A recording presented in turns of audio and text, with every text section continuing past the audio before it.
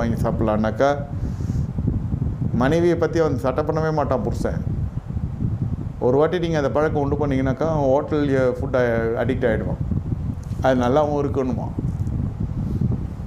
இந்த அன்பு பரிமாற்றத்தினுடைய ஒரு காரியம்தான் சமையல் என்று எடுத்துக்கொள்ள வேண்டும். சரி, அது கொஞ்சம் முன்ன பின்ன இருக்கும்.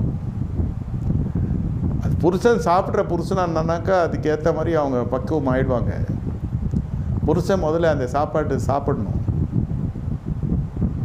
அப்படி சாப்பிட்லனாலும் அவனை சாப்பிட வைக்கணும். அது தாய் தான் அந்த வேலை செய்வான். என்ன தாய்?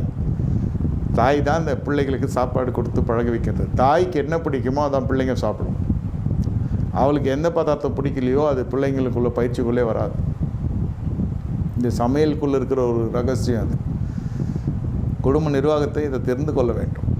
அதுபோல் இவ தாய் ஸ்தானத்துக்குள்ளே போயின மனைவி. அதுக்குன்னு அவளுக்கு என்ன பிடிக்குதோ செஞ்சுட்டு அதை சாப்பிட்றான்னா சாப்பிட மாட்டான்.